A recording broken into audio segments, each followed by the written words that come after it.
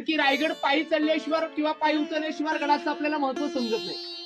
कारण की डोक्याचा घाम हा जोपर्यंत पायापर्यंत जातो ना, रायगडाचा फारसा काही आपल्याला इतिहास समजत नाही. कारण की रायगड किल्ला खूप मोठा किल्ला आहे, 1200 एकराचा पूर्ण किल्ला आहे, 1200 एकर. रायगड जर माझ्यासोबत तुम्हाला निवांत बघायचा असेल मुलांना, तर पूर्ण किल्ला बघायला आपल्याला 2 दिवस लागतील. किती दिवस? 2 दिवस. का 2 दिवस रायगडावरती फिरावं लागतं? कारण की रायगडावरती बघायला तुम्हाला 350 घरं पाहण्यासाठी मिळतील. 350 वाडे गडावरती आहेत. 11 तलाव रायगडावरती तुम्हाला पाहण्यासाठी मिळतील आणि 84 पाण्याची टाके रायगडावरती आज तुम्हाला पाहायचे आहेत. मग रायगड किल्ला बांधायला दगड कुठून आणला असेल? हा दगड काय गडाच्या खालून आणला नाही.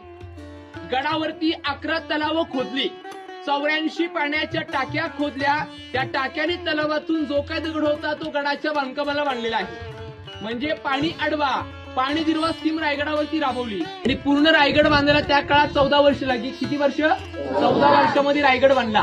14 वर्षामध्ये 350 घरं बांधली. आता घरं पाहताना दुसरा प्रश्न पडला असेल तुमच्या मनामध्ये, या घरांवरती काय छप्र होती की नव्हती? प्रश्न पडला ना. कारण की रायगडावरती जेवढे आपल्या सर्व किल्ले आहेत त्याच्यावरती लाकडी छप्र होती. सागाची लाकडं तुम्हाला माहिती असतील. सागवणी लाकडाची खांब होती. मातीच्या कवलांचं वरून छत होतं. आतून लाईट नव्हती. माशेलीचे दिवे लावायचे. मखमलीचे पडदे आणि गोंड्याची फुलं होती पूर्ण रायगडावरती. पण हा किल्ला इंग्रजांनी उद्ध्वस्त केला. 10 मे 1818 रायगड रोपवेच्या बाजूला एक डोंगर आहे, पोटल्याचा डोंगर.